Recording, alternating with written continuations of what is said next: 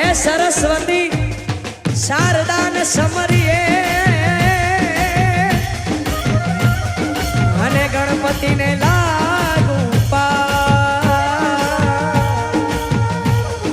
આ ભોળા સંતોના ગુણ શબ્દો સાંભળી